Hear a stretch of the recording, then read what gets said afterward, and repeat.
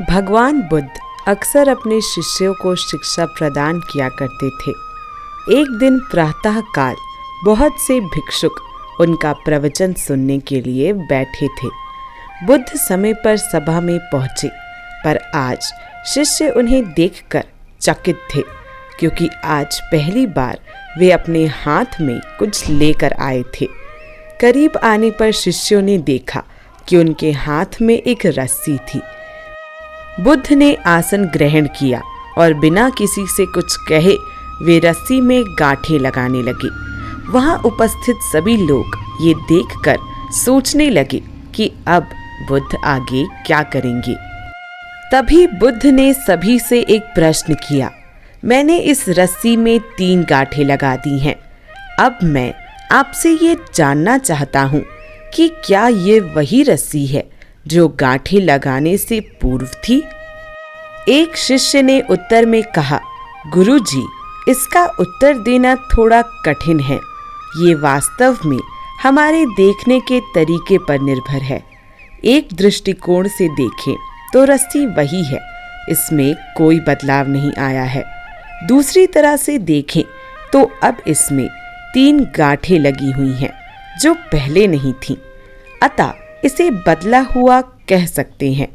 पर यह बात भी ध्यान देने वाली है कि बाहर से देखने में भले ही ये बदली हुई प्रतीत हो, पर अंदर से तो ये वही है जो पहले थी। इसका बुनियादी स्वरूप अपरिवर्तित है। सत्य है, बुद्ध ने कहा, अब मैं इन गांठों को खोल देता हूँ। यह कहकर बुद्ध रस्सी के दोनों सिरों को एक दूसरे से दूर खींचने लगे। उन्होंने पूछा, तुम्हें क्या लगता है, इस प्रकार इन्हें खींचने से क्या मैं इन गांठों को खोल सकता हूँ? नहीं नहीं, ऐसा करने से तो ये गांठें और भी कस जाएंगी और इन्हें खोलना और भी अधिक मुश्किल हो जाएगा। एक शिष्य ने शीघ्रता से उत्तर दिया।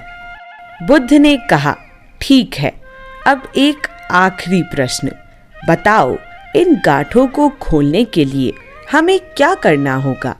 शिष्य बोला, इसके लिए हमें इन गांठों को गौर से देखना होगा ताकि हम जान सकें कि इन्हें कैसे लगाया गया था, और फिर हम इन्हें खोलने का प्रयास कर सकते हैं।